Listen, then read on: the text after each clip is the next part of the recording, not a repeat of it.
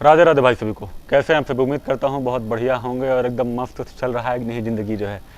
आज का टॉपिक बड़ा इंपॉर्टेंट होने वाला है, तो थोड़ा सा दिल थाम के बैठिए क्योंकि 5-10 मिनट की वीडियो होने वाली है। तो घबराइएगा नहीं कि भैया इतना देर तक कौन देखेगा। आप देखिए, आपके काम की वीडियो है और आपको अच्छा लगेगा देखने के बाद। और अगर ना अच्छा लगे तो भैया डिसलाइक का बटन होता है, दबा दीजिएगा। क्या करेंगे उसके बाद? हैं ऑप्शन तो आप लोगों के हाथ में है यार, बरकरार एकदम। चलिए, आज का जो टॉपिक है वो थोड़ा सा पढ़ने वालों बच्चों के लिए है। बहुत कन्फ्यूज़न रहती है एक चीज़ को लेकर के। ये बगल मैंने रख रखी है, वही ये न्यूज़पेपर। वो भी कौन सा न्यूज़पेपर? द हिंदू। भैया जब जब नया विद्यार्थी पहुंचता है पढ़ने के लिए, या एस्पिरेंट्स जो हैं जो होते हैं कि भैया क्या पढ़ें न्यूज़पेपर में, कुछ समझ नहीं आ रहा है, भैया बता दीजिए क्या पढ़ें, कैसे। एक तो सबसे बड़ा सवाल है सब कैसे पढ़ें इसको जो है। अच्छा, हमको समझ नहीं कि सवाल आदमी पूछता काहे है यार। एक बात, इसमें हेडलाइन लिखी है, इसको पढ़ो, इसके बाद जो इसका डिस्क्लेमर पूरा एकदम लाइन से पूरा एकदम एक्सप्लेन कर रखा है, उसको पढ़ो ना बैठ करके। अब इंग्लिश भी नहीं आती है तो यार ये तो आपकी प्रॉब्लम है, सीखना चाहिए था। बट अगर आती है तो आपको पढ़ना चाहिए, और आज नहीं तो कल इंग्लिश सीखना बहुत ज़रूरी है। ठीक है, इंग्लिश इज़ द लैंग्वेज यार, ठीक है। बट हिंदी भी आनी बहुत ज़रूरी है। ऐसा नहीं कि बिल्कुल इंग्लिश सीख लो फिर कि आदमी के सामने बोलो समझ में ही ना आए, है ना, क्योंकि काम आपको फील्ड में करना है। तो जितने भी एसएससी वाले एस्पिरेंट हैं, यूपीएससी वाले एस्पिरेंट हैं, थोड़ा सा आप समझिएगा मेरी बात को जो मैं कहना चाह रहा हूँ। ये मैं हवा में बातें नहीं करने वाला, मैं अपने एक्सपीरियंस के बेस पे बात करूँगा। 2 से 2.5 साल 3 साल का एक्सपीरियंस है मुझे इस चीज़ का, तो मैं आपको बताऊँगा। ठीक है, इस न्यूज़पेपर से मेरा पिछले 2-2.5 साल से रिश्ता बहुत अच्छा बना हुआ है, दोस्ती है मेरी इससे। और ये मेरा एक बहुत गहरा मित्र है जो मुझे समझता है, जिसे मैं समझता हूँ। पहले समझ में नहीं आता था, 1-2 महीने ये मुझे बिल्कुल समझ में नहीं आया, बट उसके बाद ये मुझे धीरे धीरे समझ में आने लग गया। ठीक है, तो अब हम जानेंगे कि भाई इस पेपर में सबसे ज़्यादा इंपॉर्टेंट चीज़ क्या होती है, हमें इसे पढ़ना कैसे होता है, और इसको पढ़ने की शुरुआत कैसे करनी होती है। ठीक है, और ये किस मतलब जो व्यक्ति होते हैं, कौन से विद्यार्थी या कौन से व्यक्तियों के लिए बहुत इंपॉर्टेंट। अगर आप नॉर्मल घर में रहते हो, आपकी इंग्लिश ठीक ठाक है, आप इस पेपर को पढ़ सकते हो। ठीक है, अगर आप किसी एग्ज़ाम की तैयारी कर रहे हो तो आप इस पेपर को कंसीडर कर सकते हो, या द इंडियन एक्सप्रेस जो होता है उसको भी आप कंसीडर कर सकते हो। वो भी एक अच्छा पेपर माना जाता है, बट मैं इसे ही पढ़ता हूँ, मैं उसे नहीं पढ़ता। ठीक है, आप किसी भी पेपर को कंसीडर कर सकते हो, बट करो कंसीडर। क्योंकि देखो प्रॉब्लम क्या होती है ना यार, कि जैसे बच्चे क्या होते हैं, जो एस्पिरेंट्स होते हैं, वो करंट अफेयर के वीडियो बहुत ज़्यादा रिलाई कर जाते हैं, डिपेंड हो जाते हैं उस पर। तो अगला इंसान ने जो भी बता दिया, ऐसा नहीं कह रहा हूँ कि वो गलत बताते हैं, बट ऐसा होता है कि वो जो बता रहे हैं हम फिर उसी पर डिपेंड हो जाते हैं। हम उन आर्टिकल्स को कभी ज़िंदगी में खोलकर पढ़ते तक नहीं है कि मतलब उसमें लिखा क्या हुआ है, उसकी हेडिंग क्या है। उन्होंने जो समझाया हमने समझ लिया, दैट्स इट, हमारा काम खत्म, और हमें लगा कि हमने एक दिन का करंट अफेयर कंप्लीट कर लिया। ऐसा नहीं होता भाई, दिमाग में एक चीज़ नहीं जाती, अगले दिन भी याद करोगे ना तो ऐसा लगेगा यार क्या पढ़ा था, कुछ समझ में नहीं आया जो है। ठीक है, तो चलिए अब बहुत ज़्यादा बात नहीं करेंगे, समझेंगे कि इसमें इंपॉर्टेंट क्या क्या चीज़ होती है। देखो ये पहला पेज है ना, ये बहुत ज़्यादा ज़रूरी होता है क्योंकि इसमें अंदर के पूरे पेज उसका सार लिखा हुआ है। ठीक है, तो पहला पेज पढ़ना बहुत इंपॉर्टेंट है, पढ़ना चाहिए आपको। कैसे पढ़ना ये मैं बाद में बताऊँगा। उसके बाद जो सबसे इंपॉर्टेंट चीज़ होती है वो होती है स्पॉटलाइट। अब स्पॉटलाइट में क्या होता है, इसमें प्रॉब्लम्स होती हैं जो सोशल इशूज़ चल रहे हैं उनको लेकर के। अभी कुछ दिन पहले मैंने एक इसी स्पॉटलाइट में एक आर्टिकल छपा हुआ था कि लड़कियों को उनके पेरेंट्स जो हैं फ़ोन देना अलाउड नहीं करते। ऐसा कुछ हुआ था रिसर्च हरियाणा में, हरियाणा किसी गांव में, मुझे अभी गांव का नाम नहीं, शायद बिलासपुर था, क्या हो सकता है, मुझे नाम नहीं ध्यान आ रहा है। तो मैंने वो आर्टिकल पढ़ा था, बहुत अच्छा आर्टिकल था। ये जो सोशल इशूज़ का आपको जो सब्जेक्ट होता है ना, वो एकदम मस्त एकदम कवर हो जाता है और लिखने में बहुत मजा आता है। ऐसे जो चीज़ें होती है ना, बहुत लिखने में अच्छा लगता है फिर जो है। उसके बाद तो एडवर्टीजमेंट तो इसमें भी बहुत सारे होते हैं, तो एडवर्टीजमेंट को इग्नोर करना है। और कुछ स्टेट्स की न्यूज़ होती हैं, आप ये पेज देख पा रहे होंगे, इसमें स्टेट की न्यूज़ होती है। आप चाहें तो पढ़ें, चाहें तो इग्नोर करें, ये कुछ बहुत ज़्यादा ऐसे इंपॉर्टेंट नहीं है कि अगर आप इसको नहीं पढ़ेंगे तो एग्जाम नहीं निकलेगा, ऐसा भी नहीं है। इसके बाद स्पॉटलाइट के बाद जो दूसरी सबसे ज़्यादा इंपॉर्टेंट चीज़ होती है वो है एडिटोरियल आपका। ये है एडिटोरियल आपका। ठीक है, ये पढ़ना बहुत ज़्यादा ज़रूरी है। 4 एडिटोरियल इस पेज में होते हैं, चारों को मत पढ़िए। आप देखिए, इन चारों को आप जब धीरे धीरे पढ़ना शुरू करेंगे तो आपको समझ में आने लग जाएगा कि 1-2 दिन, 4 दिन, 6 दिन में इसमें से कोई ना कोई आर्टिकल रिपीट होता है बार बार, वो है ना। तो जब आप ये रोज़ पढ़ेंगे तब आपको समझ में आएगा। और अब अगला पेज ये है ओपिनियन का। ये पढ़ना बहुत ज़रूरी है भाई। ओपिनियन से क्या होता है कि आपको देश दुनिया की किसी टॉपिक की, किसी सब्जेक्ट की बहुत अच्छी समझ मिलती है आपको, किसी प्रॉब्लम की बहुत अच्छी एक जो पर्सपेक्टिव जिसे कहते हैं ना, वो आपको एक और मिलता है। मान लो कि अभी आप किसी चीज़ को एक ही तरफ से देख पा रहे हो, अगर आप ये ओपिनियन पढ़ोगे तो उस चीज़ को आप पीछे से भी देख पाओगे, ठीक है। इस ओपिनियन में आज का जो ये आर्टिकल है, ये अशोक लवासा जी हैं, farmer election commissioner of India. अब आप इनका ओपिनियन पढ़ोगे, इलेक्शन कमिश्नर ऑफ इंडिया का, कोई छोटी मोटी बात नहीं है भाई ये। तो इसको इग्नोर करना इज़ लाइक कि आप अपने यूपीएससी और एसएससी के सपने को इग्नोर कर रहे हो।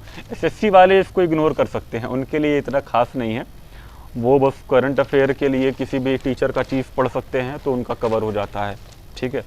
बट अगर आप यूपीएससी एस्पिरेंट हो तो आपको ये पढ़ना बहुत ज़रूरी है, क्योंकि आप ओपिनियन नहीं पढ़ते हो ना यार, बहुत बड़ी ये मिस्टेक करते हैं बच्चे। जितने भी एस्पिरेंट्स ये बहुत बड़ी, मैंने खुद फील किया है जब मैं पढ़ाई कर रहा था, तो इस चीज़ को मैं खुद इग्नोर कर दिया, मुझे लगा क्या पढ़ेंगे। बट जब ये चीज़ समझ में आई ना कि भाई क्या पढ़ेंगे, तो बड़ा मज़ा आता था पढ़ने में। फिर तो लगा कि यार एकदम अलग से दुनिया बदल गई। अगला पेज क्या है, ये टेक्स्ट एंड कॉन्टेक्स्ट का। मेरी बात को थोड़ा अच्छे से समझिएगा, वीडियो लंबा हो सकता है, उसका आप लोग समझिएगा कि आपको पूरा देखना है कि आधा देखना है, it's all up to you, ठीक है। ये एक टेक्स्ट एंड कॉन्टेक्स्ट वाला पेज है, इसमें भी 2 आर्टिकल होते हैं, एक छोटा होता है एक बड़ा होता है। और आपको अगर पूरा आर्टिकल नहीं पढ़ना है तो इस साइड में जिफ्ट लिखा होता है। जिफ्ट का मतलब होता है समरी। ये जो पूरा आर्टिकल है उसका छोटे छोटे शब्दों में समरी लिखा हुआ है दोनों का, ठीक है। आप इसको पढ़ के भी अपना काम चला सकते हो, मगर बट ये आप तब समझ पाओगे जब आपको इस पेपर की अच्छी समझ हो जाएगी, आपको देश दुनिया की अच्छी समझ हो जाएगी। मान लीजिए कि आप ये फाइनेंस कमीशन के बारे में आज लिखा हुआ है, 16th फाइनेंस कमीशन, ठीक है। आपको पता ही नहीं कि फाइनेंस कमीशन होता क्या है, तो आपको ये समझ में नहीं आएगा। फिर क्या आप पूरा पढ़ लोगे तो भी समझ में नहीं आएगा। तो इसके लिए आप फाइनेंस कमीशन के बारे में जानो, पूरा आर्टिकल पढ़ो, उसके बाद आप जिस्ट पढ़ो, फिर आपको समझ में आएगा कि समरी कैसे लिखते हैं। इतनी बात समझ में आ गई। अब देखिए अगला पेज ये वाला होता है, ये भी बहुत इंपॉर्टेंट होता है। इसमें जो सबसे नीचे ना यार, इसमें पता है क्वेश्चन होते हैं 10 डेली के, आप इसको इग्नोर कर सकते हो, it's not very much important for you all. But ये how cinema is captured and presented through the IMAX format. अब आईमैक्स में बहुत सारे लोग पिक्चर देखने जाते होंगे, मूवीज़ जब आती हैं, आईमैक्स 3D का आपने नाम सुना होगा, जाते होंगे भाई, मज़ा आता है देखने में 3D में, है ना। अब इसको पढ़िए कि ये चीज़ क्या होती है, आप पढ़ेंगे तो आपको समझ में आएगा, फिर आपको आईमैक्स के बारे में डिटेल्ड एक्सप्लेनेशन मिल जाएगी, आप समझ पाएंगे उस चीज़ को, किसी को समझा पाएंगे। यहाँ से ये मिलता है भाई, और इससे क्या होता है ना कि आपको जो माइंड है ना, वहाँ पे सोचने की जो शक्ति है ना, वो डेवलप होती है। फिर आप जब लिखते हो तो वहाँ पे आप इन सब चीज़ों को कोट कर सकते हो, लिख सकते हो। कोई प्रॉब्लम आती है तो आप लिख सकते हो, टेक्नोलॉजी की बात होती है तो आप लिख सकते हो। You have a lot of examples जब आप इस न्यूज़पेपर को पढ़ते हो, तो ये फ़ायदा होता है इसको पढ़ने का। एक कॉर्नर में चीज़ होती है कि नो योर इंग्लिश, अगर आपको इंग्लिश और अच्छी करना है तो आप यहाँ से पढ़ो, और इसमें फ्रेजेस होते हैं, जैसे फ्रेज नहीं होता, कुछ मुहावरे टाइप जो होते हैं और ऐसी चीज़ें होती हैं, कोई वर्ड होता है तो आप इसमें जो है उन चीज़ों को एक्सप्लेन किया जाता है, और लास्ट में वर्ड ऑफ द डे होता है, ठीक है। अब इसके बाद का हम पेज पलटते हैं तो इसमें फिर न्यूज़ है, जो भी इंपॉर्टेंट न्यूज़ होती हैं वो यहाँ पे होती हैं। अगर आप पढ़ना चाहें तो पढ़ सकते हैं, otherwise you can ignore it. यहाँ पे भी न्यूज़ है, ये पेज बहुत इंपॉर्टेंट होता है, बिजनेस का है, तो इसमें RBI की जो भी चीज़ें होती हैं वो लिखी होती हैं, आपके GDP के बारे में, इकोनॉमिक्स से रिलेटेड मतलब ये पेज होता है, यहाँ पे आप वो चीज़ों को समझ सकते हो, ठीक है। लास्ट में देखो एक RBI आशियान के बारे में लिखा हुआ है, तो RBI के बारे में आपको जानना पड़ेगा, 1935 का एक्ट, कैसे RBI बना, क्या होता है, ये सब चीज़ें पता है डेली रिवाइज करने वाली हैं। आशियान के बारे में आपको जानना समझना चाहिए कि आशियान क्या होता है, क्या काम करता है आशियान, ठीक है। मार्केट डाटा, बजट, ये सब चीज़ें, लॉन्ग टर्म रिटर्न्स, लोन्स के बारे में आपको ये सब चीज़ें जानोगे नहीं बाबा ना, तो नई चीज़ें थोड़ा कम समझ में आती हैं, ठीक है।